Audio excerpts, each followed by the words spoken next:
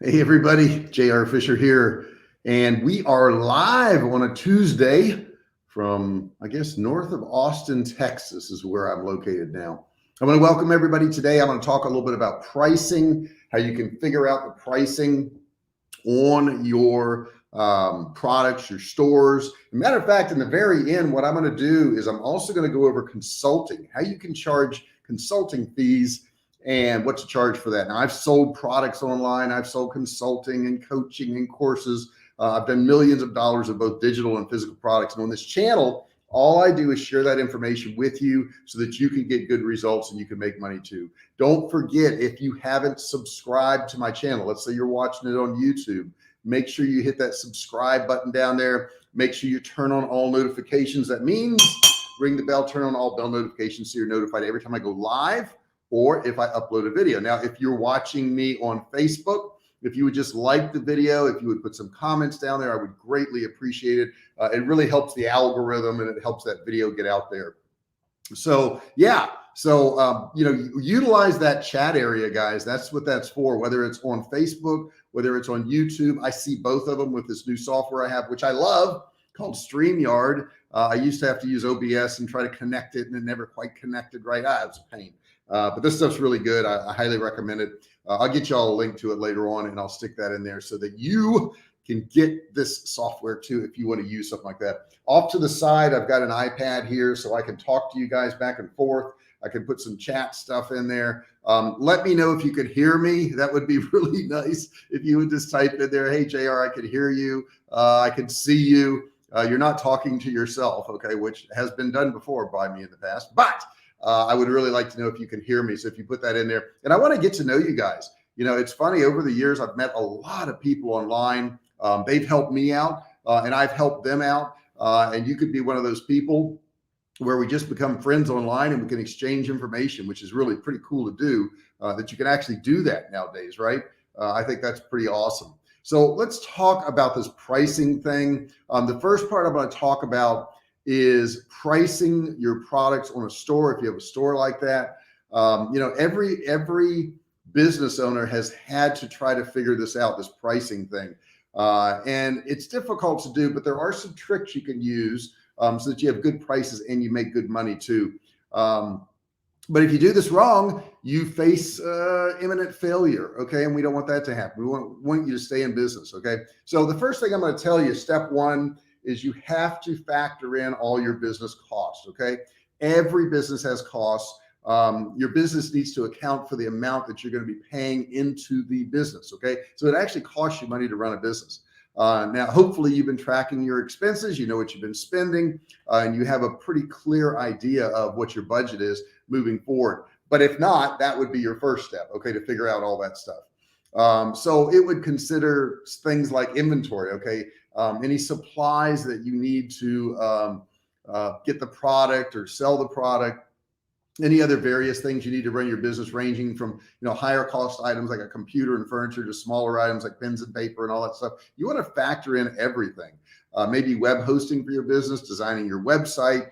If you took time to do it, you got to factor that in. If you hired somebody else, you got to factor that in. All your marketing efforts, whatever you do for marketing, your labor for hire, including employees, contractors, people that you hired on Fiverr or whatever, you got to figure all that out. Okay, so that's step one. Step one, you've got to have those things covered. That just has to be covered. Now, step two, and this is the one that a lot of people forget to do, consider your time. I mean, what does your time take to do these things? Just as you track your expenses, you should be tracking your time, whatever business you're in. Okay. Now you can find a number of free time tracking tools like Toggle or My Hours that will help you accomplish a picture of how much time you're putting into the store or your business. Now, with me, I'm putting in tons of hours every single day, so I don't even need one of those tools because I know I work a lot of hours a day, probably 10, 12 hours a day. Now, in the early days, you're just getting set up. You likely won't be making anything back for your time. This is not going to happen in the beginning because you got to get everything set up. You haven't sold anything yet, but eventually, okay, you will need to calculate this. Okay. So it's really important to start tracking it now. Your pricing therefore needs to consider your labor as well as your costs. Okay. So you want to figure out two numbers here.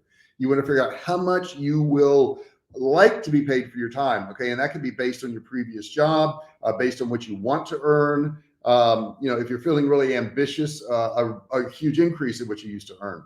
What is the bare minimum you feel you need to be paid for your time for this business to pay off?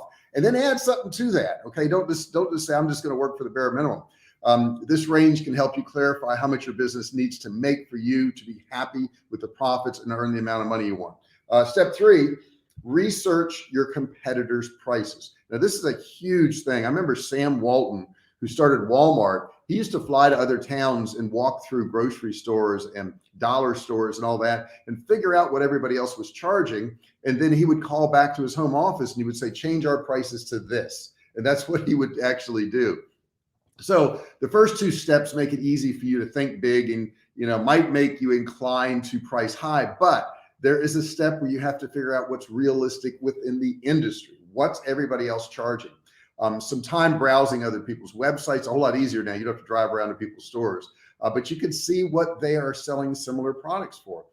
Think like a customer. Do searches for these terms that they're most likely to find products like yours and check out what's typical on other websites. Show up first. If so, what are they charging? Record what you find, go to a spreadsheet so you can better see the trends in pricing in your industry and track how prices vary across products with different sets of features.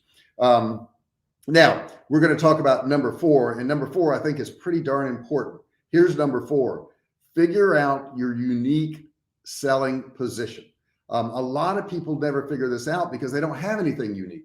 They don't have anything better than anybody else's. So, they're not trying to figure out anything unique. You really, really need to do this, guys. I sell survival food, and our product is unique. Nobody really sells what we sell. We have canned meats. We have beef, chicken, turkey, pork, and ground beef. We have 28-ounce cans. We have 14.5-ounce cans. Of course, the smaller ones are for a smaller number of people. Maybe it's just a couple or an individual. But it's very unique. Other people aren't selling what we sell. We have a process to which we can can meats that gives it a very long shelf life. People love it. They've been buying from us for years and years and years, over a decade now. So we have that unique selling position. And our tagline is helping families prepare. And that's really what we do. And I was doing a video script before I started here this morning. I just got up early and started writing. And the one thing that I've always said to people over the years, because a lot of people say, well, I don't know if I want to spend the money on survival food. If I waste the money on that, I won't have it for something else. But here's the truth. If you waste all your money, if you want to call it that, or spend all your money on survival food and you lose your job or your income goes down dramatically, the one thing you're going to need is food, right? You're going to need food. Without food, nothing else matters. So you really can't waste money on food. And here's the interesting thing about food. Unlike a lot of other things out there, it's never gone down in price, ever. Food always goes up. Since the beginning of time, food becomes more and more and more valuable. So if you want a really good investment, you're going to invest in food. I mean, that makes sense, right? So I tell people that, and then the kind of a light bulb, you can see this light bulb goes off and they're like, oh yeah, you can't eat gold, you can't eat ammunition, you can't eat any of those things, okay? Paul says, is there a general formula for pricing physical products? I read once 3 to 4 times the cost of products. Paul, there isn't. And there isn't because of these other factors that I just talked about. If that was the case, everybody could just multiply, what their product was, valued at wholesale. And it also has to do with what people can get it for, what they can buy it for in the market. I ran car dealerships for years, Paul, you'll appreciate this. And I would have used car managers and I would say, do the ad for the weekend, give me your cars, give me your pricing. And they would ultimately give me a list of cars and pricing. And I would go back and look at their cost and I would look at what they priced it at. And they would price the car at $800 over their cost or $1,000 over their cost. And they would do them all that way. And I would sit them down. I would say, this is wrong. This is all wrong. They're like, well, no, because this is my cost and I need to make 800 or 1,000 above that. I say, but that's wrong. It's wrong because let's say you have a car that you own for $10,000, okay? Or you have a product that you own for $1,000, however you want to look at it. And in the market, that car is worth $12,000. You just happen to get it cheaper, okay? Why would you only add $800 or $1,000 to the price of that car? You're right there below what the wholesale market is on that car, right? So you're way underselling that. But you got to figure out what its true value is, not what you paid for it. That's why if you use a formula of 3 or 4 times or twice or whatever you want to use, it's going to be wrong, because you got to look at the value of that product in the market. Now, on the flip side, let's say we took in a car and we were in at $10,000, but it was really worth $7,000. It was worth $7,000 because when we took it in, we put $7,000 in it, but then the transmission went out, and then we had to fix some dings on it. We had to put some tires on it, and before you knew it, we were in that car for $10,000. But wholesale wise, it was only worth $7,000. So to put an $800 profit on that car, you're way above what the market is. So that would be the wrong pricing. So in that case, if you're going to sell that car, you're going to have to sell it below your cost. And that happens with products on your website too, guys. It's not a formula of multiplying something. And if you think through this, you're going to go, oh yeah, no, that makes sense. Yeah, you can't sell something in the market that's 30% more than the entire market just because you own it for 30% more than the entire market. That's not what you want to do. Okay. So let's see here. Paul also says, by the way, thumbnail says Monday live. Whoops. Sorry about that, Paul. Yeah, I originally scheduled this for Monday and I had a conflict of appointments. So unfortunately I couldn't do it on Monday, and I'll get that fixed. Paul, I appreciate you, man. You check stuff. You know, if I make a mistake, you let me know. And he does say loud and clear in there, which is great. And guys, everybody participate. Paul participates. Be like Paul. Participate in these things. If you don't participate, you don't learn as much. It's a fact. If you don't participate, your odds of success are lower. And participation can be as little as saying hello. It can be after I've done this video and after I've recorded, after I was live. You could just go in there and say, you know, hey, I enjoyed this, or hey, I listened to your video, or hey, I've got this suggestion. Okay. So step 4, and we're getting into this now, is figure out your unique positioning. Okay. If seeing what businesses were charging on the low end of your range in step 3 was disheartening, don't let it get to you. Don't let it get to you. Okay. You can go higher than your competitors if you can figure out what makes your business or product special. Now, we sell canned meats at our survival food site. You can buy a can of chicken in the grocery store cheaper than what I can sell it to you for. However, it's not the same thing. It's going to last you 18 to 24 months. Ours lasts 12 to 15 years. There's a huge difference right there. Okay. In addition to that, it's going to have every part of the chicken. Can you imagine what that is? Can you imagine what every part of the chicken is? Ours is going to have 2/3 white meat, 1/3 dark meat. Okay. 100% of the time. Ours does not have any fillers. It does not have any water in the can. They add a lot of water to make the volume of the can look bigger. So the can may say 10 ounces, but it's 7 ounces of meat and 3 ounces of water. We don't ever do that. We pack it full of fresh, all natural chicken. We close the can. We slow pressure cook the entire can with the chicken in it, which tenderizes the meat, kills all the bacteria, and preserves it and gives it a long shelf life. The meat that you get in a grocery store is cooked in a big vat, okay, pre-cooked, and then a can is put underneath it, and they plop some meat down in there. Then they close it, which means the air that touched the meat is now contaminated, basically. Okay, can only last so long, 18 to 24 months before it goes bad. And they fill it up with water, and they put a ton of salt to preserve it. We don't do any of those things. So that would be our unique selling position. It's different. The can is thicker than the one you get in the grocery store. So it's stronger, so it lasts longer.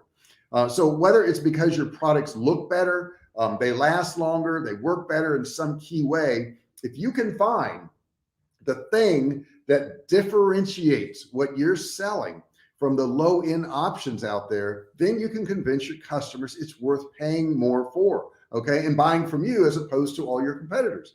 A marketing consultant can help you with that. Okay, and I do some of that, but I'm not doing that right now. With this step, if you're having a hard time on your own, it's their part of the job to help clients figure out that clear branding position. All right, so are you keeping up with me? I hope you're taking some notes here. Hope you're writing some of this down. Now comes to the big thing. Now comes to the big thing. Okay, the big thing right here nowadays, selling online, is your shipping. Your shipping. Shipping costs are an inevitable part of online businesses. People hate paying for shipping. They hate it. But the fact remains is they always pay for it. they always pay for it. It's either built into the price or some fee or something, or they actually directly pay for it. Now, how you handle that in your business is entirely up to you, okay? The added expense immediately makes your products look more expensive if you are charging for shipping. Okay, 44% of customers said they've abandoned an online purchase because of high shipping costs. This is the number one reason for abandoned carts, is a high shipping cost. 44% of the customers say they have abandoned your sales form because of high shipping costs. Okay, so you have a few options. What can you do? Option one, you can stick with passing the cost of shipping on to your customers. Many businesses do this and they thrive, but you increase the chances of shopping cart abandonment. Okay, so this is something you have to take into consideration. Option B, you can offer a flat fee for all of your shipping. Say something like, $5 or, $10 or $20, whatever it is that you think will overall work out. Now, the fact is, if your average shipping is $7, you wouldn't want to charge $5, but you want to figure out what that average shipping is, because our warehouse is in Utah. And if we ship from Utah to California, it's going to cost X number of dollars. Okay. It's going to cost a lot, or to Virginia, it's going to cost a lot. But if we ship to somebody in Utah, it's going to cost hardly anything. So somewhere between those costs, we have to figure out, if we were going to do that flat shipping, what would be a good fee to charge to make it equal, so that overall, not all the time, but overall, we could recoup our shipping costs. That's how that's done. And a lot of people don't understand that. When I get new retailers, they're like, well, how much should I charge for shipping? I'm like, well, there's so many different things you could do. I wish they would just watch this video and this would tell them what to do, right? So you could do it that way. You could have that flat shipping. Option C would be, you can offer free shipping for orders over a certain amount. Okay. Now this is becoming an increasingly common option because businesses offer it. They really encourage the customers to spend more, right? If a guy's putting an order for $120, but he knows at $200 he's going to get free shipping, that may bump him up. That may bump her up. Okay. So while you do have to pay more in shipping costs, you end up making more on the order as a whole. So that is one way you could go about this. Now, option D, which Amazon does, and we know if you're, let's say, a Prime member, you can offer free shipping on all orders and raise your prices to account for the difference. Now, even on Amazon, a lot of people say, well, anybody could buy anything on Amazon and get it, free shipping.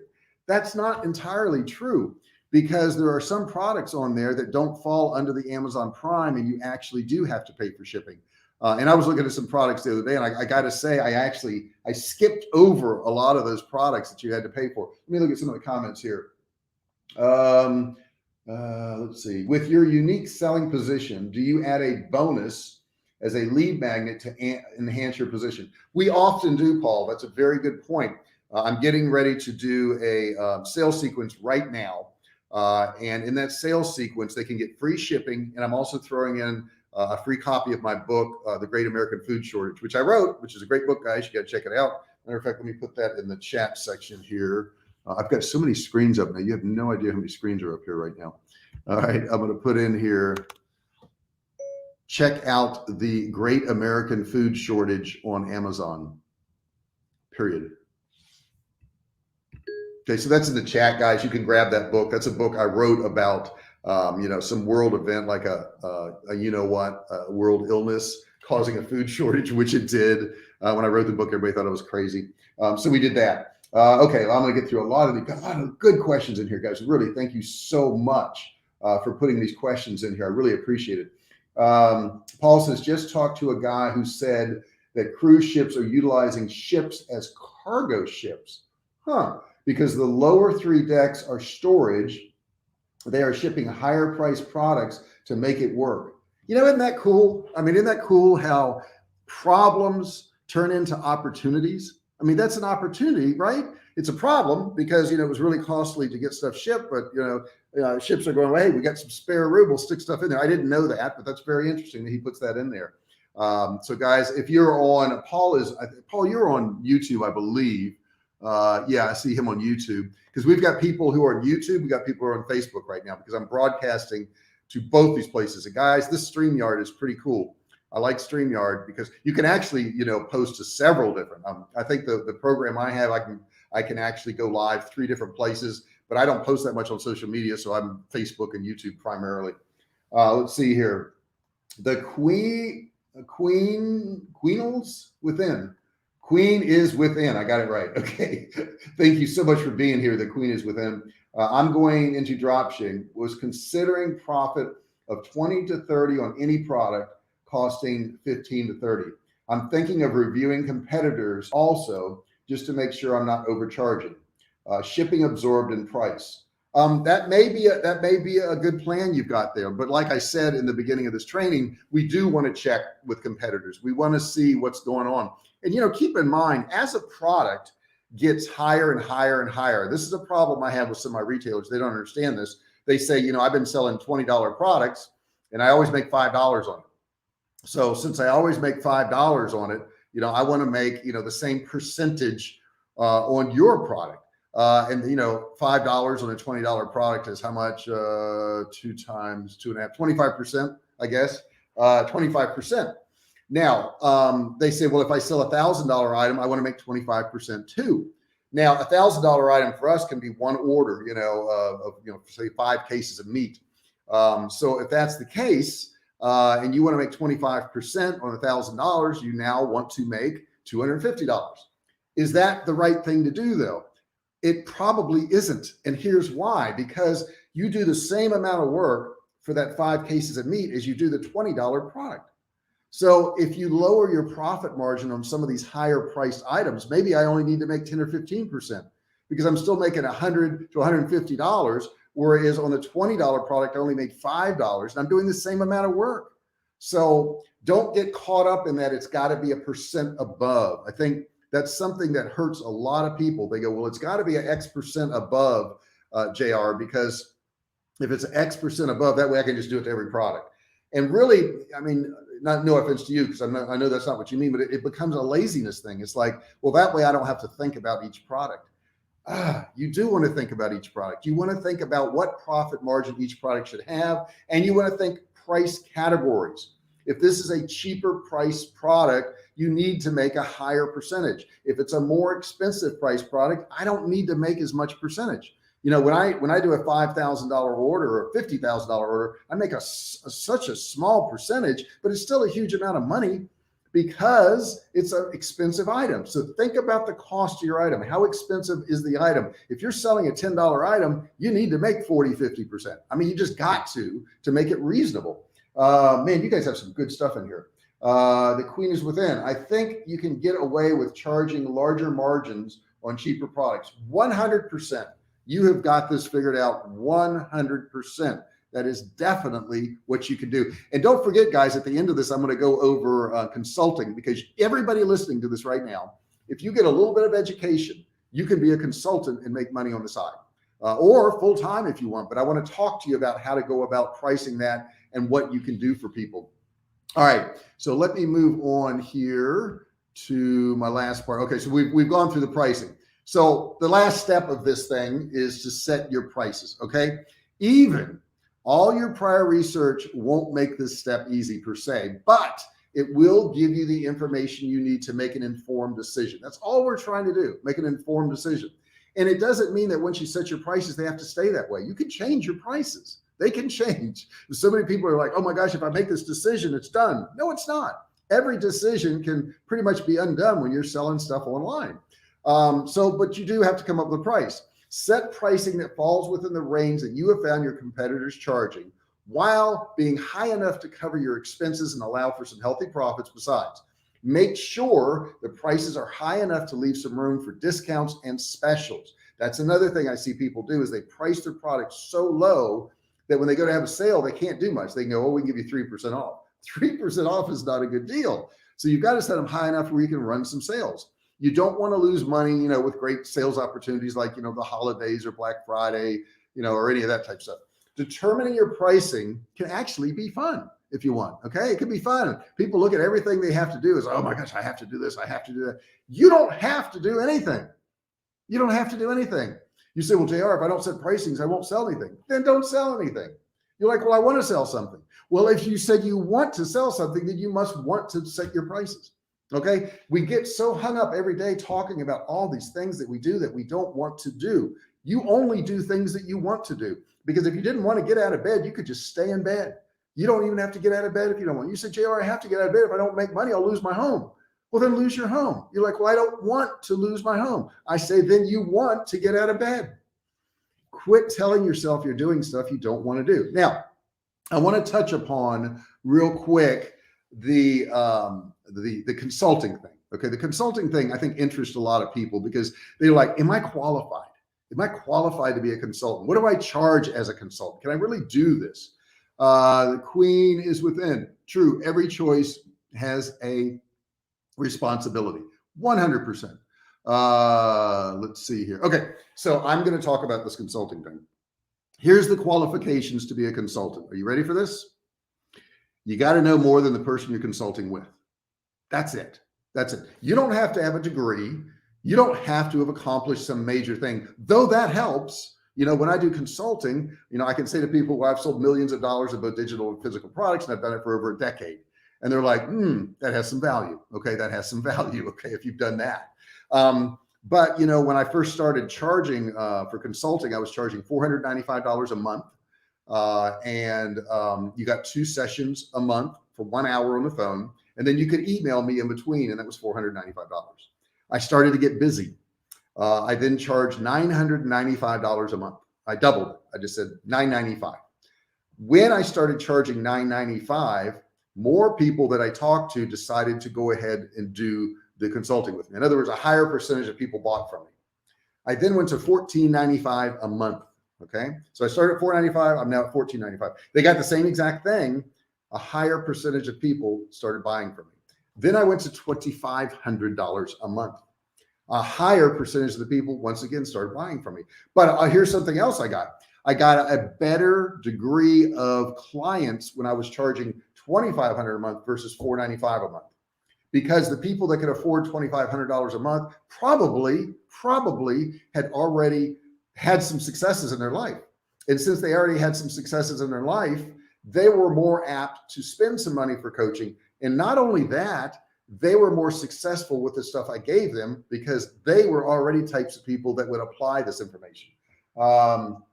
Let's see here. I'm going to look in here. Paul says, at what point do you sell a product as a loss, but it's a lead to higher ticket product like Brunson does with his books? There's a couple times you're going to want to do this. And I revert back to the car business, because we had to sell cars at a loss, and people would never believe it. Matter of fact, I would never tell somebody I was selling them a car at a loss, because they would think I was lying. But when you have a product that is not selling, when you have a product that is sitting in your inventory, wasting your space, wasting your money, then you need to sell it at a loss and get out of it. That's the first time you need to do it. When you have a product that's not selling, or you own it for too much, you own it for more than what market value is, you need to get your money out of that product, even if you take a loss, Now, something else you mentioned here was that Russell Brunson will have a book and he'll sell it as a loss. He may say, you know, buy my book for $9.95 shipping. I'll give you the book for free. And it actually costs him, let's say, $12 to do that. So in effect, what he's doing is he's losing $2 every time somebody makes a purchase. However, behind that, he has a funnel. And the funnel may go to a $195 course. It may go to, you know, a $47 a month membership. It may go to a $1,995 course. So what he has done over the years, and what I've done too, is I figured out if somebody buys the book, over the lifetime, that customer may spend $600 or $500. It may take me 2 years to get that money back, but they're going to spend $500 or $600, whatever the number is. You got to determine what that number is. Then you can say to yourself, I can afford to spend $2 on a customer to gain somebody if I get back $500. Or let's put it this way. Let's say you only make $20 more on them. I could still afford to lose $2 to get 20. Even though it looks like on the surface, when I'm selling that book, I've lost $2 because my cost to send it out is $12 and they only paid me $10. But I know that if I get them on my list overall, I'm going to make $20 or $30, whatever the number is. Now, is that true with every single customer? Absolutely not. You may have 20 customers in a row that you sell the book to and lose $2 and they don't ever buy from you again.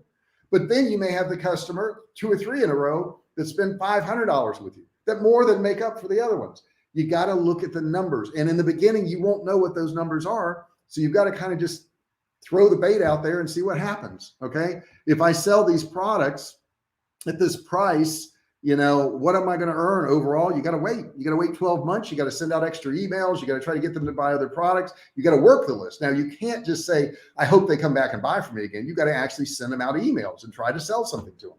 Let's see here. Okay. I'm trying to stay up with all my comments. And guys, thank you so much for these comments. I really appreciate them. They mean so much. They help other people. Every time you write a comment in there, you are helping somebody else, because you very well may be asking the question that somebody else had in their mind, but they were afraid to ask. I think a lot of people don't ask questions because they're so afraid of what people may think. Somebody may judge them. When you get to a stage in your life when you no longer care what people think, and I don't mean that you're rude or ignorant or dumb. I just mean that when other people's negative input doesn't affect you, it just kind of bounces off you. It's amazing what you can do. You know, and unfortunately, it takes years to get there. My daughter posted the other day on Facebook that she finally got to a stage in her life where she's not going to quit worrying about what everybody thinks. She's just going to do what she wants. And I was like, wow, that's so liberating. That's not something I could teach her. That's not something I could just hand her. She had to figure that out on her own. And she's a mother of 3 boys. She's got twin boys that are a little over a year. Her other son's 4 years old, but she's figured that out over the years. Some people never come to this realization, guys. Imagine what you could do and what you would accomplish if you no longer worried about what everybody thought about you. And to finish up that coaching thing, I ended up at $2,000 an hour.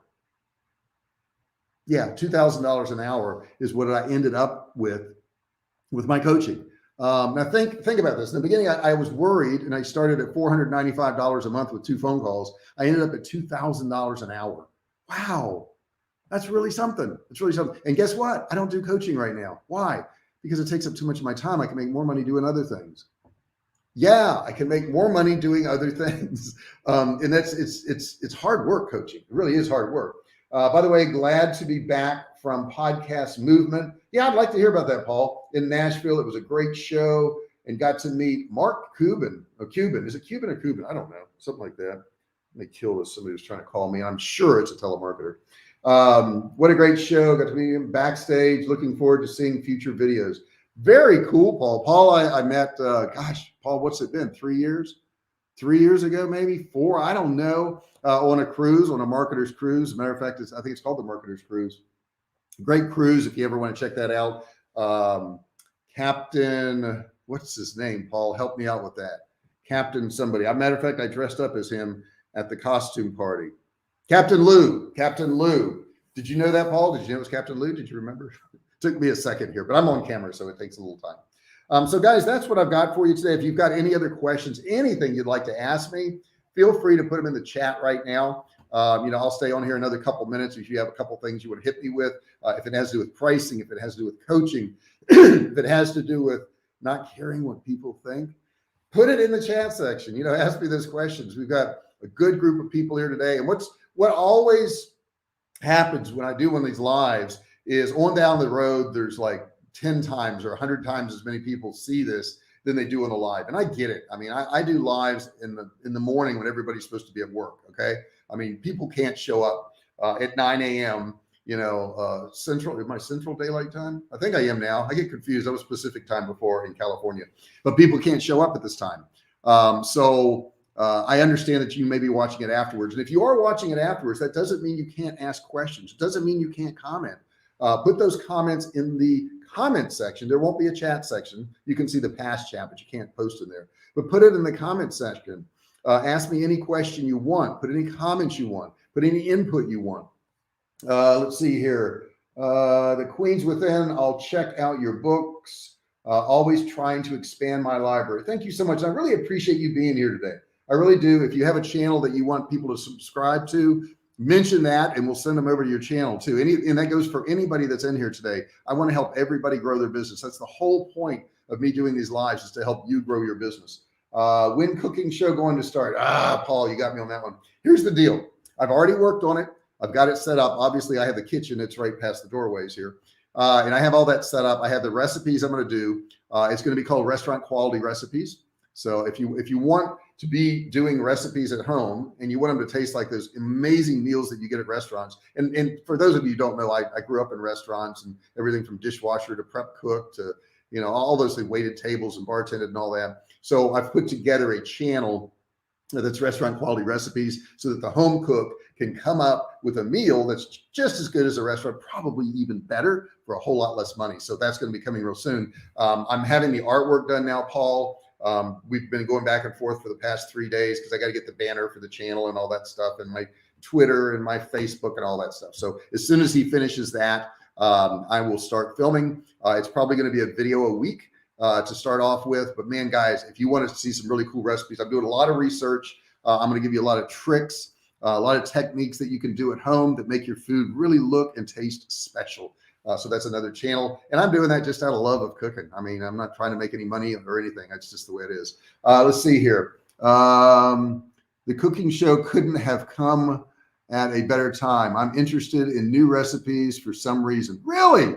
That's very cool. James Breen, you haven't made any comments about your push-up routine.